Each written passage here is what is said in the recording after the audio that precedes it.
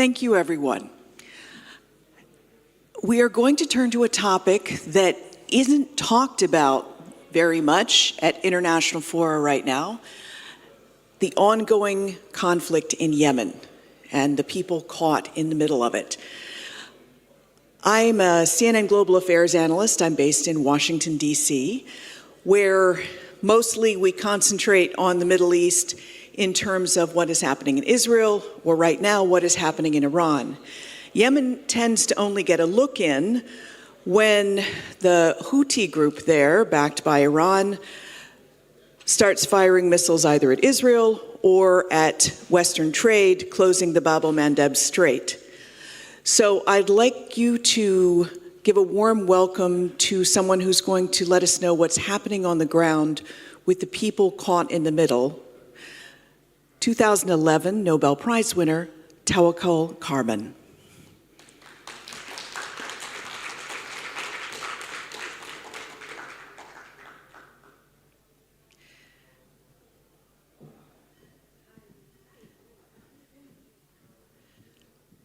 Thank you. So, you're in Boston now. I'm in D.C. We're both living in interesting times. Yeah. But in Yemen, according to the UN, somewhere between 17 to 20 million people are suffering from food insecurity, many of them near starvation. The hot zones in the UN map of Yemen show that the worst areas of hunger are not where the presidential transitional government is, that is recognized by most of the world and backed by Saudi Arabia. That's in the West. Nor is it where the southern transitional group is, which is backed by the UAE. It has a couple of provinces in the south. It's where Sana'a, Hudaydah are, where the Houthis, who are backed by Iran, hold sway. What do people need to know about what's going on there?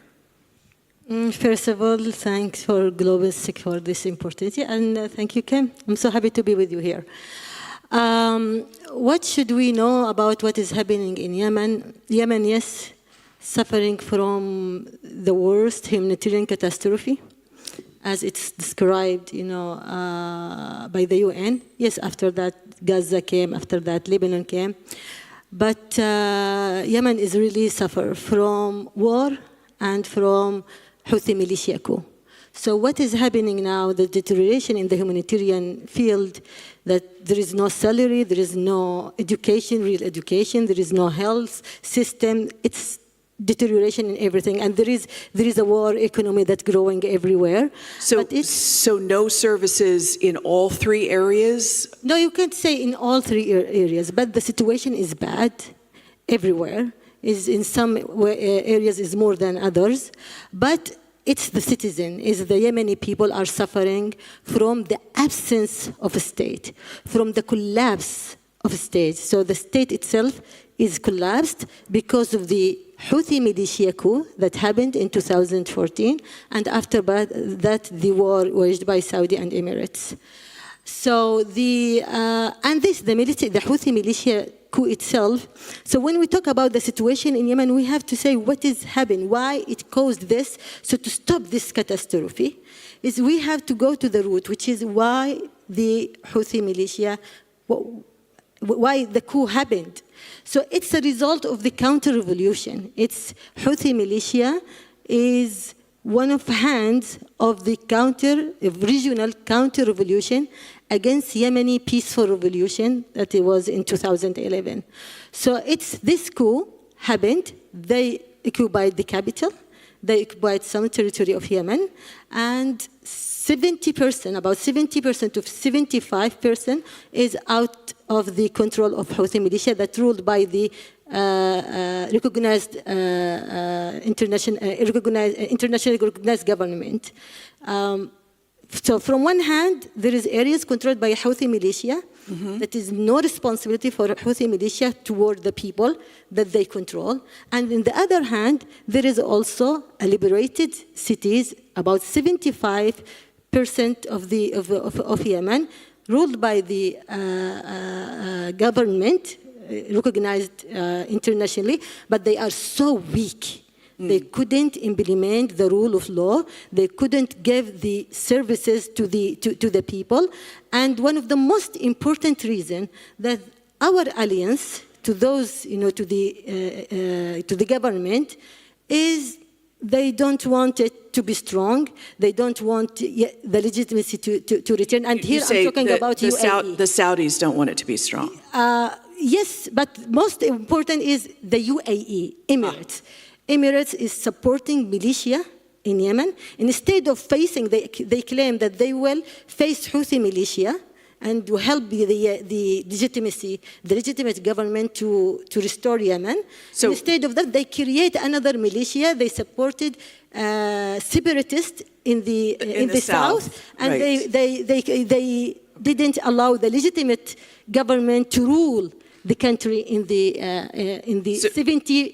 75% of Yemen. So we basically have two Gulf nations facing off through two parts of Yemen, and sometimes together fighting the Iranian-backed Houthis.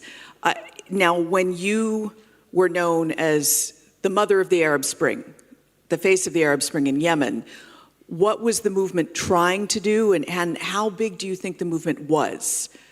Look, it's very important that we have to know that the peaceful revolution came against the dictator, Ali Abdullah Saleh, and the dictatorship itself, and came for democracy, for freedom, for rule of law, and for peace. And we won the battle against the Ali Abdullah Saleh, the dictator, in a peaceful way. And we lead, and this is a very important thing, that we lead the transitional period after we forced the dictator to leave the authority in a very good way. 3 years of giving people all human, so when we talk about movement. So first, we won in the making a country that is an armed society, own more 70 million pieces of weapons to go peacefully against the dictator. And after that, when we lead the transitional period, we gave all rights, also especially the expression rights, and the economy at that time became stable. After that, the coup happened, the counter-revolution. You asked me before, yeah, the counter-revolution. What is happening? Yeah. Is it civil war? I told you, no, it is not civil war in Yemen. It's a counter-revolution led by regional countries that doesn't want Arab Spring, that doesn't want peaceful revolution in Yemen, Yemeni Spring, to win. It's war against democracy. So when they lead, when the counter-revolution and Houthi militia is face of the counter-revolution. They were supported, by the way, from the beginning. They were supported from UAE and from Saudi Arabia blessing at that time. And Iran, after that, they became happy of them and they supported them very well. So Houthi militia is the face of the counter-revolution. The separatist groups are the face of the counter-revolution in Yemen. And all of them, they don't want Yemen to be. And the regional powers behind them, especially Iran and Emirates. Let's exclude Saudi Arabia a little bit, because now they renew their strategy in Yemen. They are trying to fix their strategy in Yemen. They are now doing very good methods on supporting unification. Do you think you could work with them? No. As one of the NGOs that is arguing for true democracy in Yemen and unification. Your NGO has always worked for democracy, and I know you want reunification of the country. And so in the short time we have left, can you see a path forward working with any of the Gulf countries, since they are supporting the internationally recognized government? Any country, especially the Gulf countries, who support Yemen, support unification in Yemen, support democracy, support new strong Yemen, because also one of the reasons that there was a very big conspiracy against the revolution and against the new Yemen. There was just a few months that we will, would put the constitution to the referendum. Yeah. So and then the coup happened because they don't want Yemen to be strong. We have all the ability, all the capabilities to be strong. So Yemen. So the problem is, even with UAE, if they will change their strategy to support Yemen, we are with them. I was always and still against the bad policies of Saudi Arabia in Yemen, and always condemned them. But now there is a very good improvement that they are supporting the unification, and I hope that they will continue this rule. The problem with us, not just in Yemen, in all Arab Spring countries, in all now. Unfortunately, the UAE, and we will talk about Iran. Well, we only have 5 minutes left, so... Okay. The UAE and Iran, UAE, unfortunately, they support, Sudan, separatists in Sudan, separatists in Yemen. But I'd like to stick to... Let's talk about Iran, also rule with Houthi militia. I'd like to turn to Iran, because what do you think of the U.S.-Israel attack on Iran? Do you think it is going to produce long-term instability? Of course. I am with the revolution, with the Iranian revolution against the authoritarian regime, against the Malali regime. I support them, and I think what is happening with this war is empowering the Iranian regime against the people. So people in Iran, the revolutionary people now is weaker than before. And Iran, unfortunately, now they are using Hormuz Strait. And now also, the people, with their alliance with Houthi militia, they are controlling also Bab al-Mandab Strait. So the Bab al-Mandab has been open since the Trump administration brokered a peace deal in Israel between Hamas and Israel. But there's always been this threat that if the U.S. resumes attacks on Iran, then the Iranian government might call the Houthis into service, so to speak.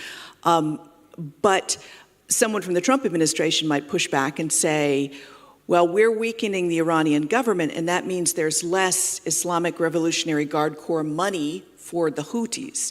You don't think it will leave them weaker? No, look, I don't believe that giving the satisfaction or the justification for militias or for dictatorship to oppress their people is the way to help people. While also what I believe that U.S. doesn't want, especially Trump administration, doesn't want to liberate Iranian people. They want to occupy Iran, they want to take its wealth, etc., etc. And because that, there is a very bad policy in Iran. But if the world, if the international community want to help Iranian people, want to help Yemeni people because Houthis militia pose the most dangerous entity against global security. And if they want now, they want to stop Iran from interfering in Yemen and from interfering, it is not by war like that. It's by supporting people in the land. It's by supporting Yemeni people in Yemen against Houthi militia. I hear you. So what I'd like to talk about in our remaining time is your personal story. You were the first woman in the Arab world who was awarded the Nobel Peace Prize in 2011. And a lot of people think that once someone's won something, that's it, that's done. But you've had plenty of fights since then. You resigned from the Islah Party, which is a party related to the Muslim Brotherhood. You've taken a lot of criticism in interviews, I think you supported Mohamed Morsi of the Muslim Brotherhood in Egypt, who has some controversial ideas about women. His government was against the UN draft resolution to stop violence against women because he said it interfered with a man's right to discipline their wives.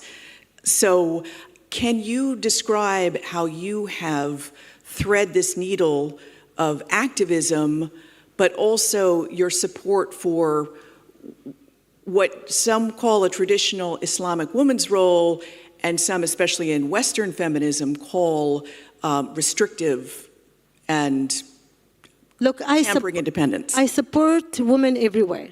And I think Muslim women, Christian women, Jewish women, non-believer women should be in the front line.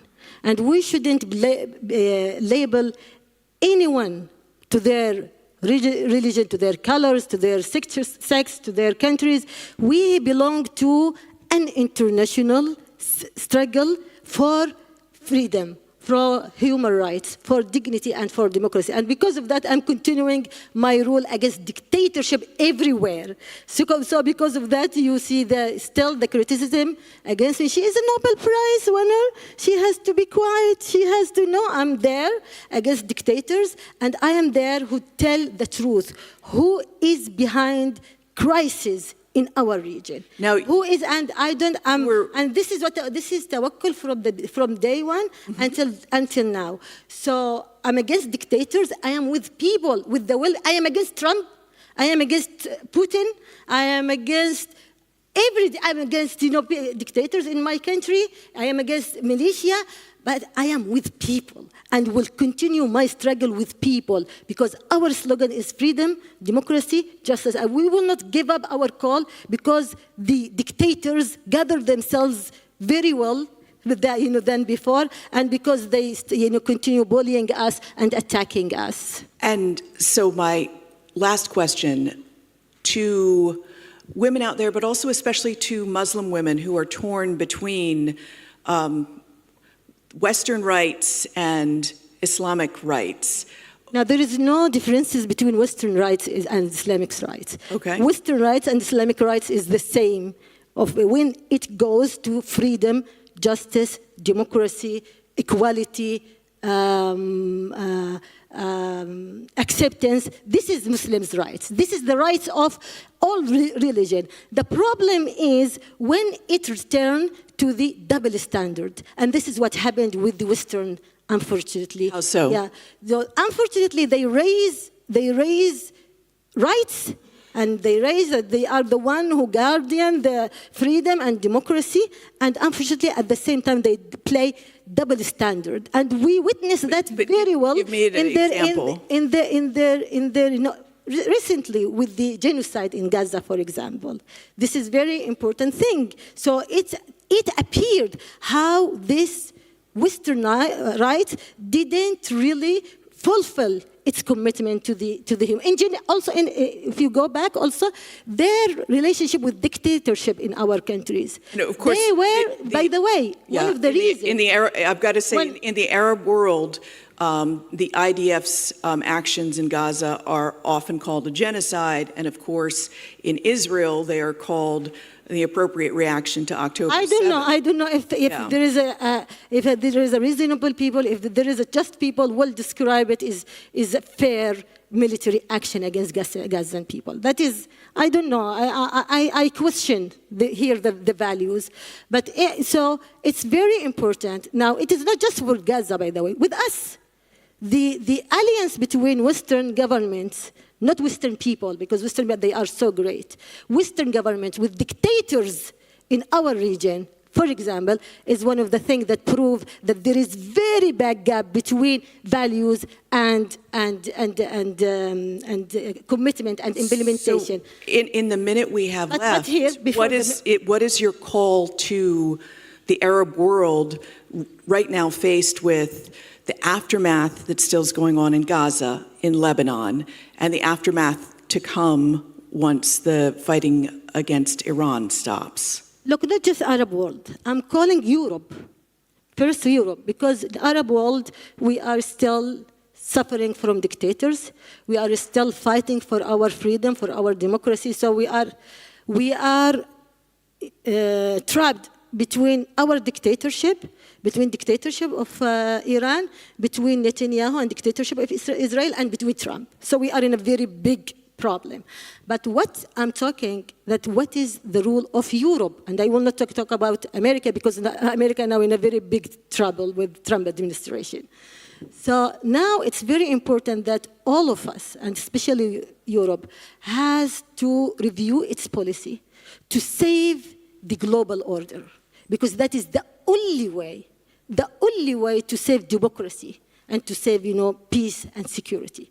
What is happening now in collapsing the global order, that is it's most risky than what we face now in our countries against the dictatorship. It's now new.